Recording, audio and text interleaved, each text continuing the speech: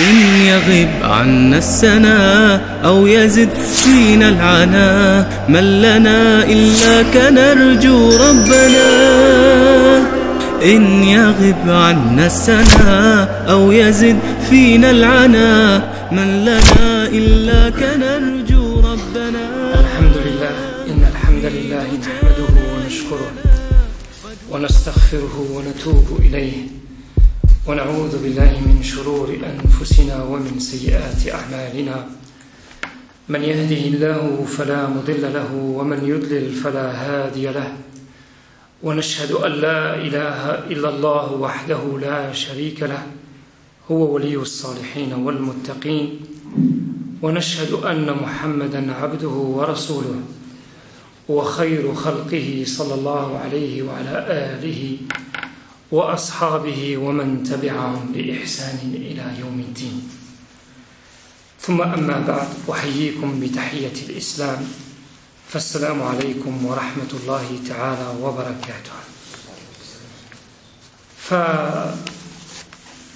فهذه المحاضرة أو الكلمة التي تمس مباشرة مصيرنا في هذه الدنيا أو آخر ألفاظنا من هذه الدنيا هي حقيقة الموت.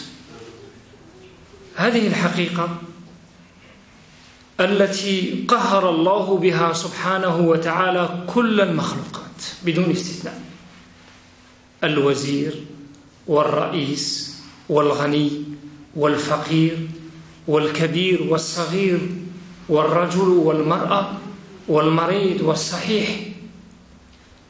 لم ينجو ولن ينجو أحد منهم، كما سمعنا لآيات الله كل نفس ذائقة الموت. Allah subhanahu wa ta'ala nous a donné cette vérité qui est absolue. J'allais dire, c'est la vérité la plus absolue. Il n'y a pas plus vrai, il n'y a pas plus véridique que la mort, qui, spécialement dans l'islam, et je l'ai vécu il y a 2-3 jours, j'ai perdu un proche, un cher, et on sent en ces moments-là que Allah subhanahu wa ta'ala en est très proche. Et comme dit le prophète sallallahu alayhi wa sallam, kafa bil mawti wahidan, il nous suffit que la mort elle soit pour nous le meilleur des avertisseurs, le meilleur des annonciateurs, le meilleur de la morale. Même plus que la prière peut-être, plus que tout ce qu'on peut imaginer, la mort est quelque chose qui nous rappelle. Combien d'entre nous qui étaient dans la déviation, dans la tourmente, ils ont oublié Dieu, ils sont venus pendant le Ramadan, ils sont venus pendant la prière de la veillée, ils ont fait le jeûne, et après la rupture du jeûne, après la fête de l'Eid, ils ont oublié Dieu, et chaque année ça recommence la même chose. Mais certains d'entre eux, ils ont vécu cet événement extraordinaire qui est la mort, parce qu'il y a eu un de leurs proches, ils l'ont perdu, ils ont ressenti cette douleur extrême, et là ils ont vu Dieu qui était si proche, vraiment si proche. Et dans ce sens, Allah subhanahu wa ta'ala il nous dit, au moment de l'agonie, au moment de la détresse, فَلَوْلَا إِذَا بَلَغَتِ الْحُلْقُونَ وَأَنْتُمْ حِينَئِذٍ تَنْظُرُونَ. فَلَوْلَا إِذَا بَلَغَتِ الْحُلْقُونَ, le moment où l'âme, elle va arriver à ce niveau-là.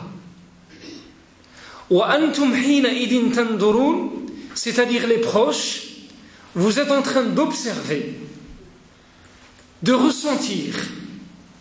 وأنتم حينئذ تنظرون ولكن ونحن أقرب إليه منكم ولكن لا تبصرون. ونحن ici, nous, ce n'est pas Dieu ici, mais ça revient au al-malaïka, parce que je vais rapporter un hadith ici où le prophète sallallahu alayhi wa sallam nous donne une description précise de ce qui va nous arriver nous tous. Les derniers moments, les derniers instants. Parce que le prophète sallallahu alayhi wa sallam, qu'est-ce qu'il dit? Il dit man mata qamat qiyamatuh. Celui qui va mourir, son jugement, le jour du jugement dernier, ça y est, il a vu. Certainement, ce n'est pas tous les détails, mais il a déjà un avant-goût. Il sait qu'est-ce qui va lui arriver, quelle sera sa place, qu'est-ce que Dieu va lui réserver le jour de la résurrection, le jour de la rétribution. Pourquoi? Parce qu'il va voir les anges. Et ce n'est pas n'importe quel ange, parce qu'on va donner la description, vous allez voir deux sortes d'anges.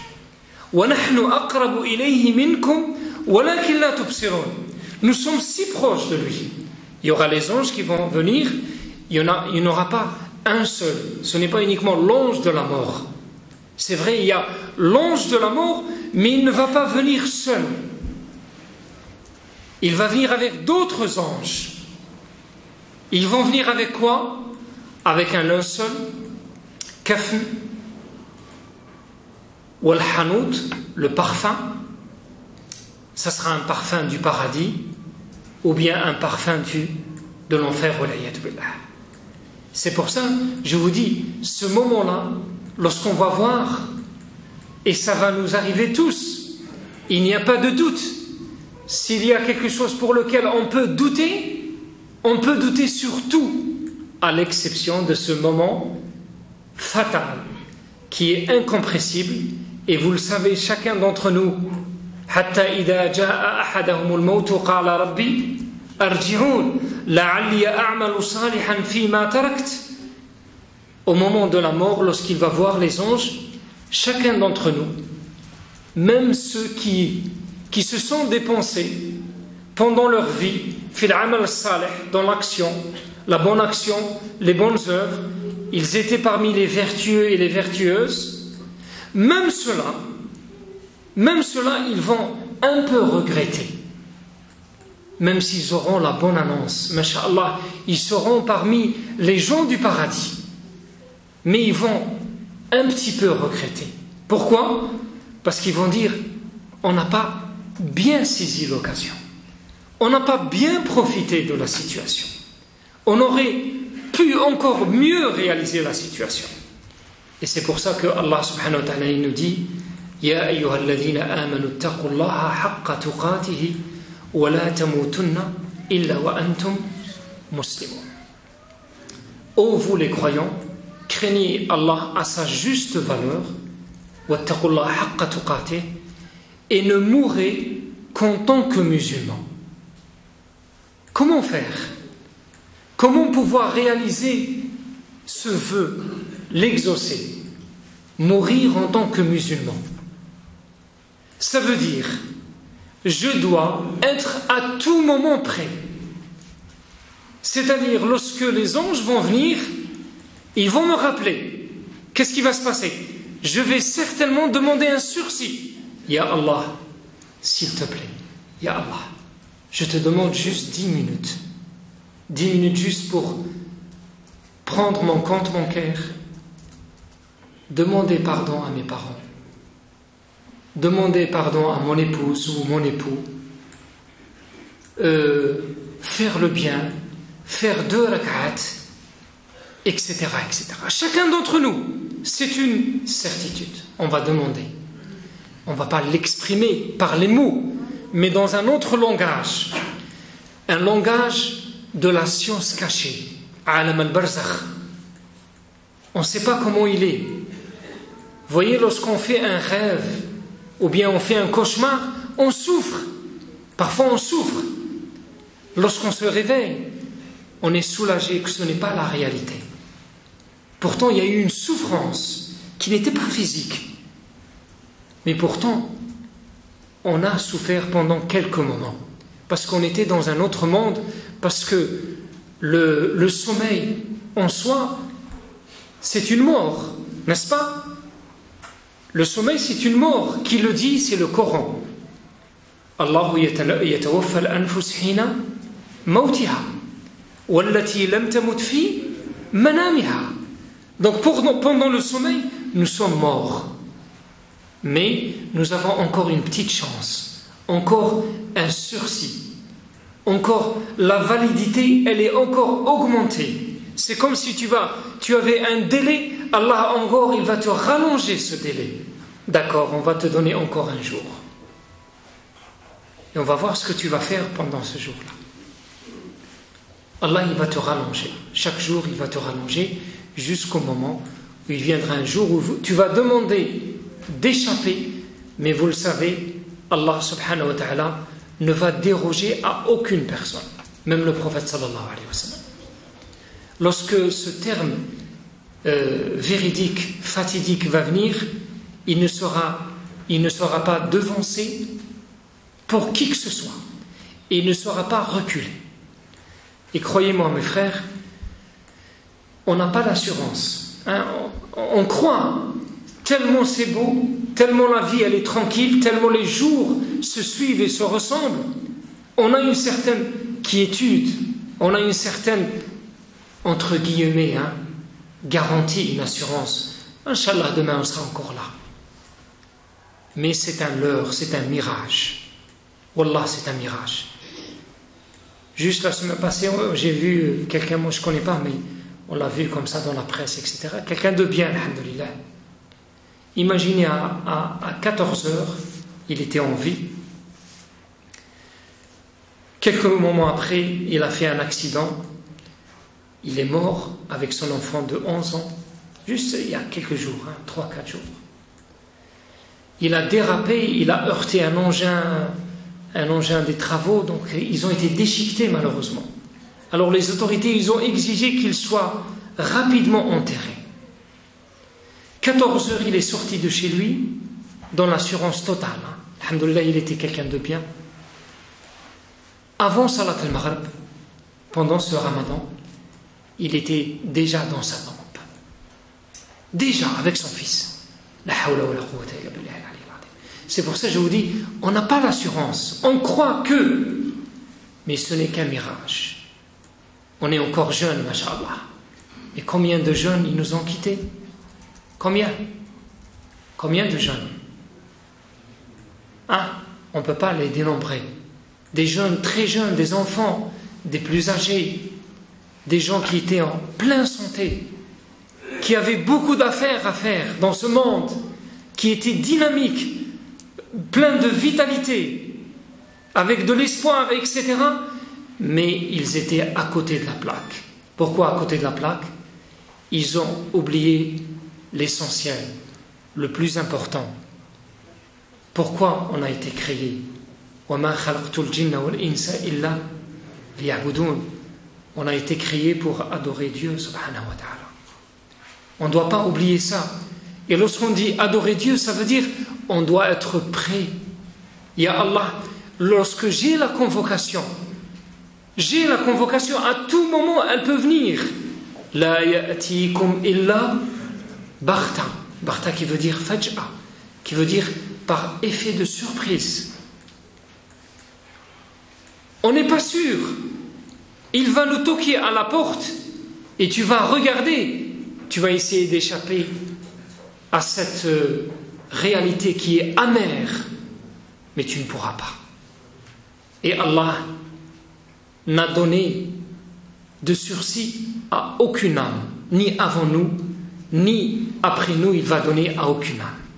C'est pour ça qu'on doit être prêt au moment de la convocation. Et est-ce que vous connaissez un moyen pour être prêt? Il n'y a pas 36 manières, si ce n'est suivre le chemin du prophète Mohammed sallallahu alayhi wa sallam. Il nous a indiqué le chemin, il nous a décrit qu'est-ce qui est le plus important dans notre vie. On va oublier, attention. Attention mes frères et mes sœurs. Il y a l'essentiel, il y a le plus important dans la vie. Il y a des choses qu'on ne peut pas oublier. C'est-à-dire au moment de la convocation, je ne peux pas dire je suis prêt, mais je peux dire alhamdulillah, je peux rencontrer Dieu. من رضي لقاء الله رضي الله لقاءه ومن كره لقاء الله كره لقاء الله dans le sens où je ne suis pas pris. Lorsque Allah il va me convoquer, c'est un moment détestable pour moi. Pourquoi? Je ne parle pas de la mort, j'aurais peur, la panique, ça c'est un sentiment naturel pour tout le monde. C'est naturel. Pour tout le monde, ils auront peur. C'est naturel, Allah subhanahu wa ta'ala, parce que lui, il est puissant. Huwa al-Qahhar, subhanahu wa ta'ala. Et nous sommes qu'est-ce que j'allais dire, négligeables devant Dieu. D'ailleurs, nous ne comptons même pas, si ce n'était notre prière. Vous voyez ce qui se passe dans ce monde?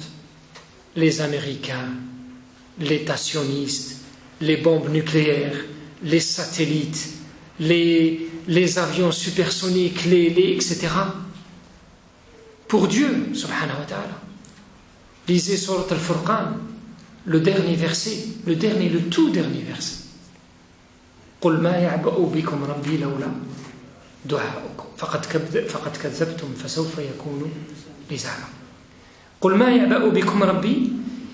Les ulama ils disent ici, c'est-à-dire Allah ne se préoccupe même pas de vos affaires, vous les terriens. Vous qui vivez sur terre, vous êtes si négligeables. Vous ne comptez pas pour Dieu. Regardez, juste dans l'univers, vous êtes où?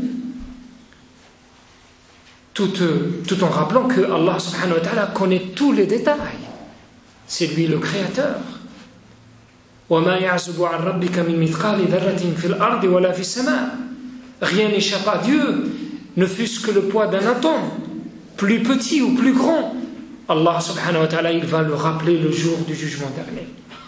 وعنده مفاتيح الغيب لا يعلمها إلا هو ويعلم ما في البر والبحر وما تسقط من ورقة إلا يعلمها.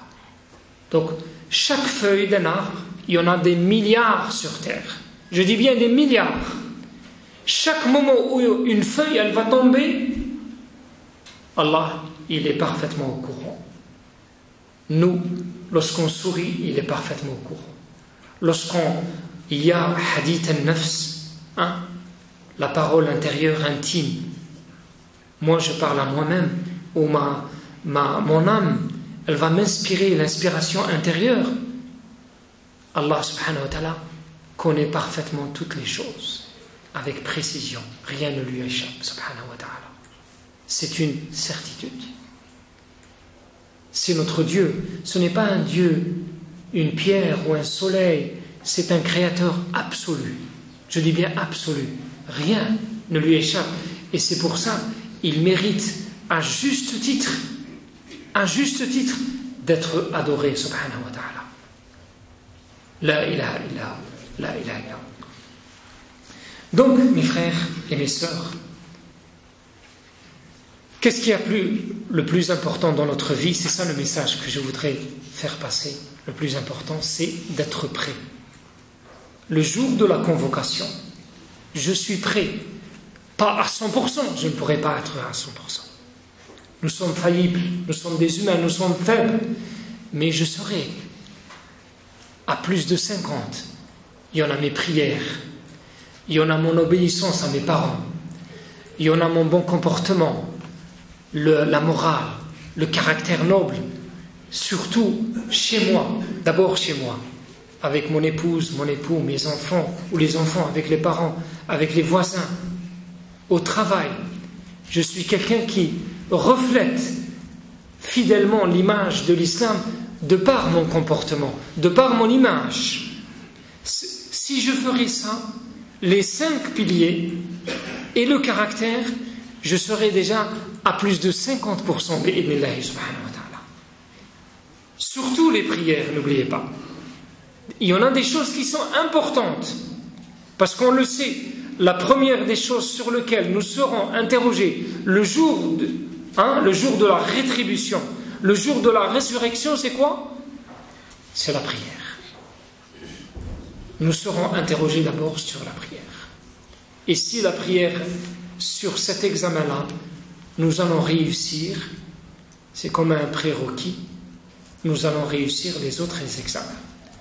Mais si nous allons faillir cet examen, alors les autres examens seront malheureusement également pour nous un échec. Donc on doit tout faire pour préparer ce rendez-vous. C'est un rendez-vous éternel, pour l'éternité. Et rien de ce monde ne vaut qu'on sacrifie cette rencontre du jour où on va rencontrer Allah subhanahu wa ta'ala. C'est un jour qui est véridique, certain, et on doit s'y préparer, Inch'Allah. Alors, je vous ai parlé d'un hadith où le prophète sallallahu alayhi wa sallam, il donne tous les détails de ce qui va se passer au moment de la mort. عن البراء بن عازب رضي الله عنه قال خرجنا مع النبي صلى الله عليه وسلم في جنازة رجل من الأنصار. Al-Barra, c'est un compagnon, il rapporte, nous sommes sortis avec le prophète sallallahu alayhi wa sallam lors d'un enterrement d'un homme d'Al-Ansar, les auxiliaires, les médiniens. فانتهينا إلى القبر ولما يلحد فجلس رسول الله صلى الله عليه وسلم. Alors on préparait la tombe. Alors le prophète sallallahu alayhi wa sallam il s'y mit dans la position assise. Position assise. وجلسنا حوله وكأن على رؤوسنا الطير. C'est une expression كأن على رؤوسنا الطير, comme si sur nos têtes les oiseaux. C'est une expression qui veut dire nous étions tellement concentrés, tellement attentifs au prophète sallallahu alayhi wa sallam, parce que nous savions que c'était un moment très important. Le prophète sallallahu alayhi wa sallam allait nous dire quelque chose de très important. Dans notre vie, c'est un moment de transit, de passage. Alors il s'assoit, nous sommes autour de lui, on va s'asseoir, et nous sommes dans une position d'immobilité. Nous sommes immobiles, à tel point que l'expression, elle dit كَأَنَّ عَلَى رُؤُوسِنَا الطَّيْرِ. Vous voyez, lorsqu'on voit les documentaires scientifiques, et on voit des oiseaux sur des antilopes, ou bien sur les gros herbivores, rhinocéros, etc. Une fois ils bougent, alors les oiseaux ils vont bouger. C'est une expression qui veut dire nous étions dans un moment de concentration totale, très attentif au prophète sallallahu alayhi wa sallam sur ce qu'il allait dire dans ce qui va arriver dans ce hadith. Wa fi yadihi 'oud, dans sa main un bâton. Yankutu fil ard, il remue la terre. Farafa'a ra'sahu, il va lever la tête. فقال استعيذوا بالله من عذاب القبر. Remettez-vous, revenez vers Dieu contre le châtiment de la tombe. فاستعيذوا بالله من عذاب القبر. Il a dit à 2 reprises ou 3 reprises, مرتين أو 3. ثم قال, là il va commencer à donner les détails du passage. J'ai combien de temps? إن العبد المؤمن, le croyant, إذا كان في انقطاع من الدنيا وإقبال من الآخرة. Le croyant, lorsqu'il sera en rupture avec la vie d'ici-bas et il va entrer dans la vie de l'au-delà, c'est-à-dire le moment de la mort, ce moment-là où il va voir les anges, et le prophète sallallahu alayhi wa sallam il va donner maintenant les détails, qu'est-ce qui va se passer. إذا كان في انقطاع من الدنيا وإقبال من الآخرة نزل إليه ملائكة من السماء. Alors des anges ils vont descendre du ciel. Combien? On ne sait pas. Le prophète sallallahu alayhi wa sallam il n'a pas donné les détails. Mais il y aura des anges qui vont descendre. Est-ce que le mort, la question suivante, est-ce que le mort il va voir les anges? Certainement, sans aucun doute. Vous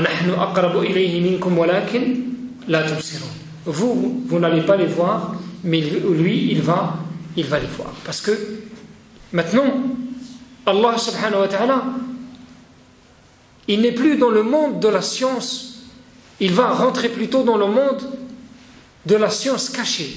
Elle n'est plus cachée pour lui, elle devient réalité. il va la voir directement. نزل إليه ملائكة من السماء بيض الوجوه. بيض الوجوه avec des visages comment dirais-je, il y a une expression qui se rend je trouve plus mes mots. Bidul wujuh dans le sens, ils ont un visage de quelqu'un de bien, un bon annonciateur. Mais il y a une expression qui m'échappe. Ce n'est pas un visage blanc ici dans le sens, hein, parce que bid veut dire blanc. Mais l'haïa, oui, mais il y a une expression en français. Ce que je veux dire, il y a une expression en français, mais peut-être elle va revenir. Mais vous avez compris le sens. C'est-à-dire, lorsqu'il va les voir, c'est des anges qui sont en train d'annoncer la bonne annonce. Il a compris, c'est une belle rencontre. C'est ça le plus important.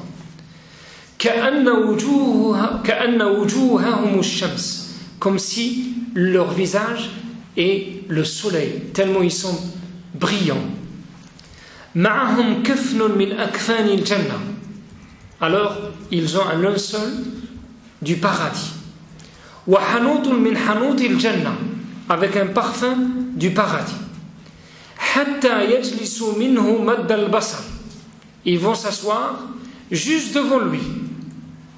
Devant lui, juste comme ça. Nous, on ne va pas réaliser, mais ils sont juste comme ça. Thumma, après, yaji'u malak al-maut. Voyez maintenant l'arrivée de l'ange de la mort. Et même si entre parenthèses, on trouve l'expression, on le dit même en dialecte Azraïl. Ça fait partie, parce que dans la tradition des gens du livre, je pense on l'appelle comme ça. Ça n'a pas d'importance, mais dans le Coran, Allah il l'appelle Malak al-Maut, l'ange de la mort. Et dans ce sens, le prophète sallallahu alayhi wa sallam, il nous dit Aktiru min dikri hadimi laddat wa mufarriqi al-jama'at. Multiplier le rappel de celui qui va briser et casser toutes les jouissances de la vie d'ici-bas.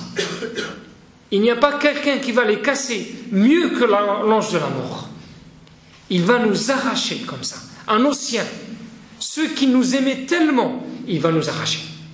Alors c'est pour ça, le prophète sallallahu alayhi wa sallam, il l'appelle Hadimul Laddat, alayhi salatu wa salam. Thumma yaji'u malak al-maut, alayhi salam. Hatta yajlisu 'inda ra'sih. Il va s'asseoir devant sa tête. فيقول أيتها النفس الطيبة اخرجي إلى مغفرة من الله ورضوان. Ô âme, أيتها النفس الطيبة, la vertueuse ici, sortez.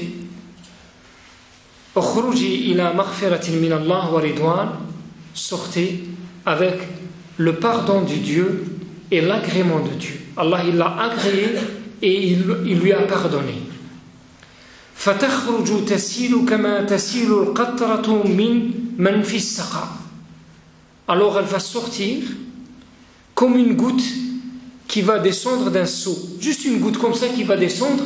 C'est comme si on va arracher juste un petit quelque chose, mais en douceur. Il y a ici l'expression de la douceur. تسيل كالقطرة من السيل. فيأخذها.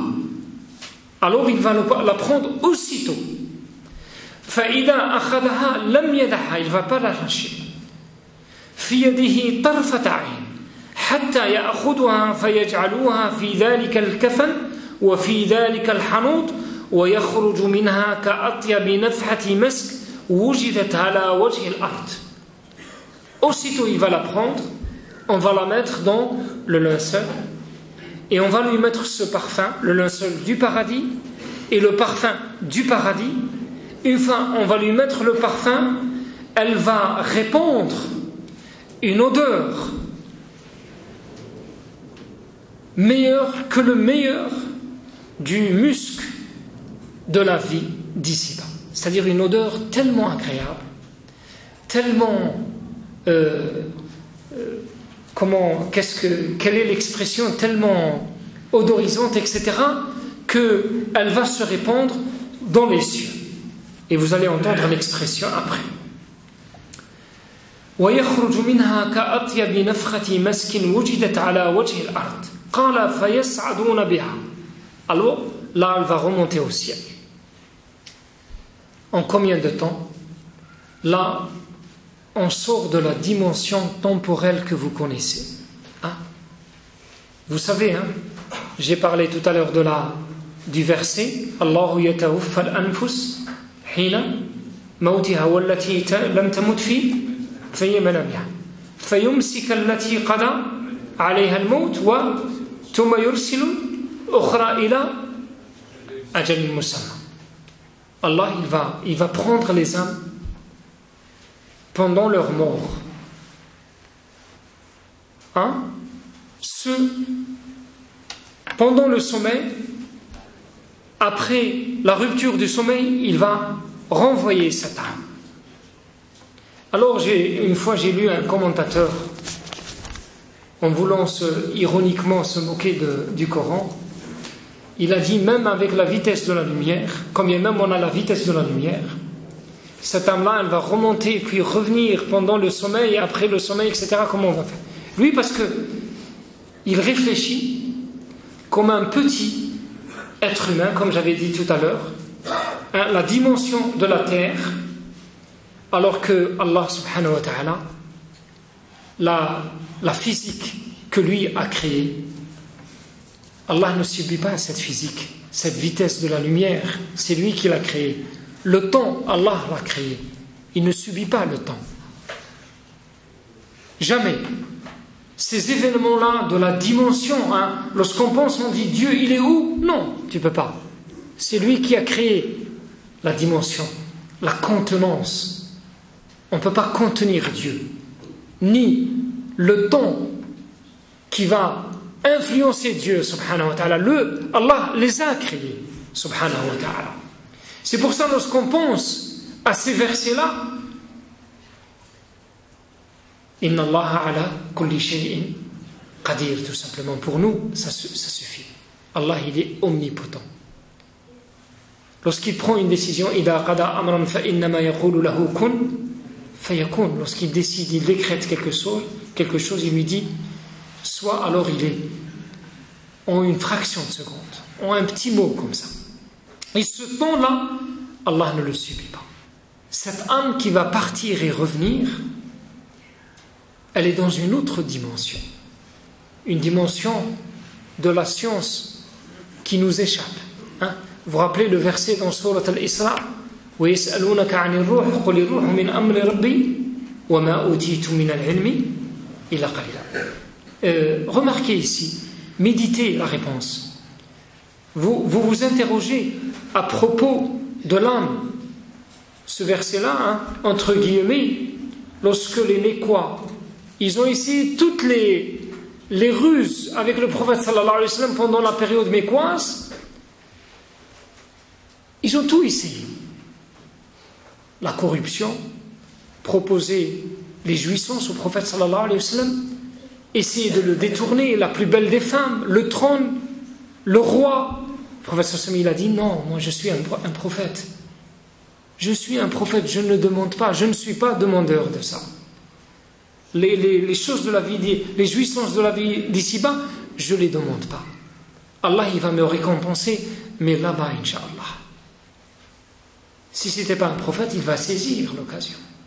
C'est une belle opportunité. Quelle âme, elle va résister devant ces tentations si grandes, devenir un roi dans une cité importante. Mais le prophète sallallahu alayhi wa sallam, il dit, moi je ne suis pas. Je suis un prophète.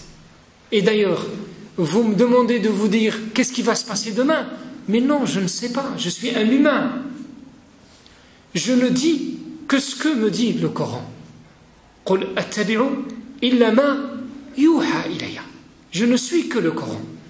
Quand le Coran me dit quelque chose, je vous le dis. Et je ne suis qu'un être humain comme vous. Je suis à la dimension humaine. Mais Allah m'a révélé le Coran et il m'a donné la tradition pour la transmettre. Alors, pour revenir à cette Ruh, quelqu'un d'entre eux, il leur a dit moi je vais partir à Médine et je vais interroger les gens du livre, ils sont plus connaisseurs, c'est-à-dire les Juifs, puisqu'ils habitaient Médine, et je vais rapporter quelque chose qui sera décisif, qui fera le discernement entre nous et lui. Alors vous connaissez les 3 questions. L'homme qui a vogué l'Orient et l'Occident, on dit Alexandre le Grand, Allah il l'appelle Dhul Qarnayn, sur le Kahf. Deuxième question, c'était à propos des gens de la caverne qui se sont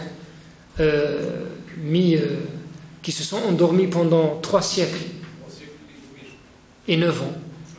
Wazdadu tis'a, le mot zdadu ici. Il y a une petite latifa ici. Zdadu tis'a. Certains ont dit, certains dans l'exégèse, ils disent que ils sont rentrés avec leur peuple qui avait le calendrier solaire, ils sont sortis avec le calendrier lunaire. Et quand vous faites la conversion des 3 siècles, vous allez trouver 3 siècles et 9 ans si vous faites le passage entre le calendrier solaire, vers le calendrier lunaire. Exactement. 3 siècles, wazdadu tis'a, 9 ans, c'est ce passage-là, c'est-à-dire 3 siècles solaires si vous faites le calendrier lunaire, ça sera 3 siècles et 9 ans. Vous le savez, parce que chaque an, il y a 12 jours de moins. Vous voyez le Ramadan, si on dit le prophète sallallahu alayhi wa sallam, il avait 63 ans, calendrier lunaire. Mais si on prend le calendrier solaire, peut-être il avait un âge, il est resté sur terre 60 ans ou 61 ans. Comme ça, vous me comprenez dans ce que je veux dire ici. Et la 3e question, Ar-Ruh, l'âme. L'âme, la réponse, regardez ce qu'il dit le Coran.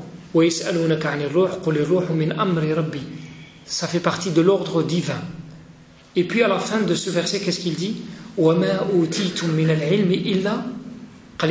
Regardez, la réponse sur la science que vous avez, qu'on vous a donnée, elle n'est que négligeable. Toute la science concentrée, l'atome, les nanotechnologies, les satellites, la bombe nucléaire, toute la physique, la chimie, et tout ce qui va venir, toute cette science-là, elle ne sera que négligeable par rapport à la science de l'âme. Donc, lorsqu'on va nous interroger à propos de l'âme, qu'est-ce qu'on va dire? Allahu A'lam, on n'a aucune réponse. Aucune, je dis bien, aucune réponse. Seul Allah subhanahu wa ta'ala connaît. C'est pour ça, l'âme, lorsqu'elle va voyager, elle est dans une autre dimension. On ne sait même pas comment. D'ailleurs, si on se rappelle Sidna Suleyman alayhi salam, vous vous rappelez lorsqu'il a demandé dans son assemblée, qui est d'entre vous, qala ayyukum miyatini bi'arshiha qabla an yatuni muslimin, qui est d'entre vous est capable de me ramener son trône avant qu'il n'arrive ici. Vous connaissez la distance, nous sommes en Palestine et le trône il est au sud du Yémen. Vous allez traverser le Moyen-Orient, l'Arabie Saoudite et puis le Yémen. Tout le Yémen, vous avez quelques 2000 et quelques, aller-retour ça fait 5000, 6000 km.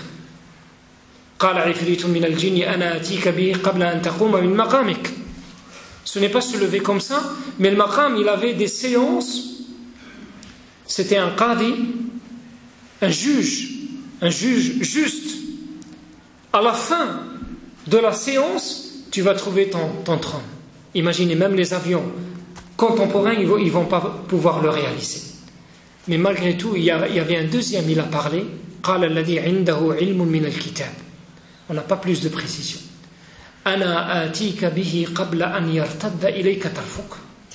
Moi, je vais le ramener avant, en un clin d'œil. on a bien compris le verset, je dis bien si on a bien compris le verset, ça veut dire, le clin d'œil c'est combien? C'est 1 seconde.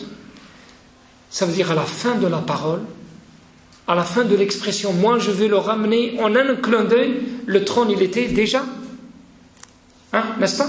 Il était déjà devant lui. Parce que le verset après, qu'est-ce qu'il dit? Falamma ra'a.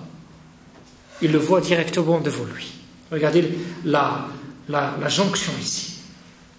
قال أنا أتيك به قبل أن يرتد إليك طرفك فلما رآه. Aussitôt il le voit devant lui. Regardez la puissance d'Allah subhanahu wa ta'ala. En un clin d'œil, il est parti, il va ramener le trône, il est devant lui.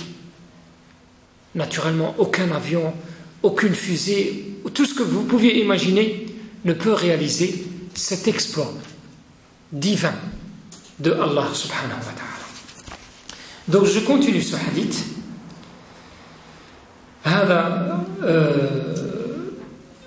فيسعدون بها فلا يمرون يعني بها على ملأ من الملائكة إلا قالوا ما هذا الروح الطيب فيقولون فلان ابن فلان بأحسن أسمائه التي كانوا يسمونه بها في الدنيا حتى ينتهوا بها إلى السماء الدنيا فيستفتحون له فيفتح له فيشيعه من كل السماء مقربوها إلى السماء التي تليها حتى ينتهى به إلى السماء السابعة فيقول الله عز وجل اكتبوا كتاب عبدي في عليين وأعيدوه إلى الأرض. Il me dit 5 minutes, donc là je suis condamné. Je vais essayer de lire rapidement et je traduis rapidement. اكتبوا كتاب عبدي في عليين وأعيدوه إلى الأرض فإني منها خلقتهم وفيها أعيدهم ومنها أخرجهم تارة أخرى قال فتعاد روحه في جسده فيأتيه ملكان فيجلسانه فيقولان له من ربك فيقول ربي الله فيقولان له ما دينك فيقول ديني الإسلام فيقولان له ما هذا الرجل الذي بعث فيكم فيقول هو رسول الله صلى الله عليه وسلم فيقولان له وما علمك فيقول قرأت كتاب الله فآمنت به وصدقت فينادي منادي في السماء أن صدق عبدي فأفرشوه من الجنة وألبسوه من الجنة وافتحوا له بابا إلى الجنة قال فيأتيه من روحها وطيبها ويفسح له في قبره مد البصر قال ويأتيه رجل حسن الوجه حسن الثياب طيب الريح فيقول أبشر بالذي يسرك هذا يومك الذي كنت توعد فيقول له من أنت فوجهك الوجه الذي يجيء بالخير فيقول أنا عملك الصالح فيقول ربي أقم الساعة حتى أرجع إلى أهلي ومالي إلى آخره. Et là, après je vais traduire tout ça et après je vais dire la suite. Alors nous avons dit après on va prendre cette âme et elle va traverser tous les cieux, ciel après ciel, les 7 cieux. Et à chaque fois elle va traverser des assemblées d'anges. Tellement l'odeur elle est magnifique, elle est agréable. On va dire, quelle est l'odeur de cette âme? On va dire, c'est l'odeur de tel, fils de tel. On va dire, Masha'Allah, et on va à chaque fois demander l'autorisation, il va grimper jusqu'à atteindre As-Sama' As-Sabi'a, le 7e ciel. Alors Allah subhanahu wa ta'ala, il va dire, inscrivez l'âme de mon adepte, Fulan ibn Fulan, fi kitab dans le livre des dignes et liens. Vous connaissez Surat al-Mutaffifin. Fi illiyin. Et après Allah il va dire je l'ai créé de la terre, alors elle va revenir vers la terre et de la terre ils seront ressuscités. Alors Allah il va renvoyer l'âme quand au moment où il sera dans la tombe. L'âme elle va habiter de nouveau. Alors 2 anges ils vont venir, ils vont le mettre dans la position assis, et ils vont l'interroger sur les 4 questions, ou les 3 si vous voulez. Ma huwa rabbuk, qui est ton Dieu? Ma huwa dinuk, ta religion.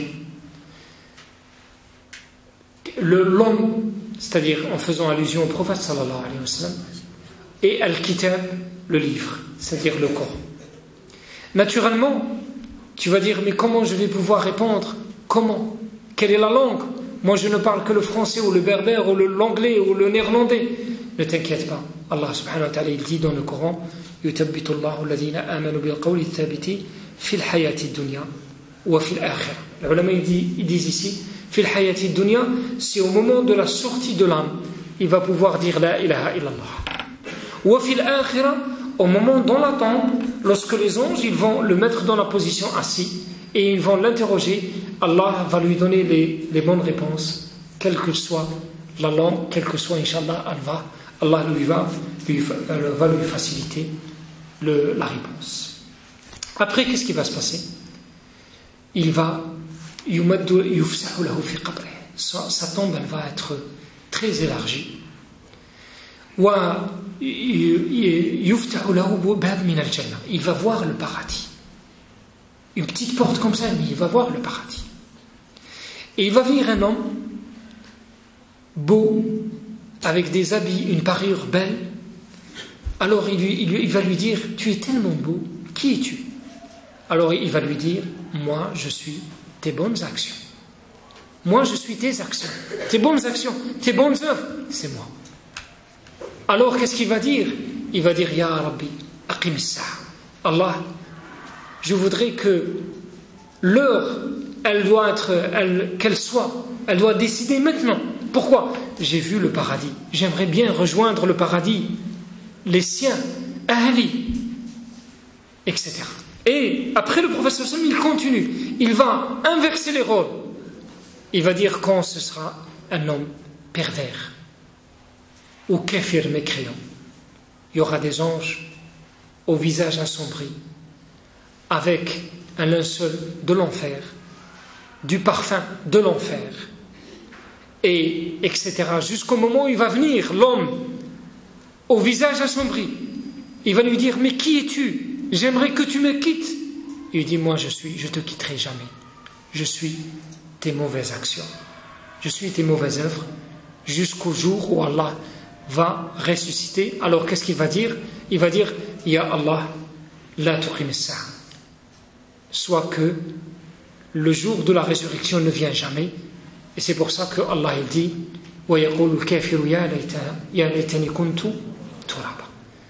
il va espérer, il va dire, j'aimerais bien que je sois du sable ou de la terre. J'avais beaucoup de choses à dire, excusez-moi. Jazakumullah wa barakallahu fikum jami'an.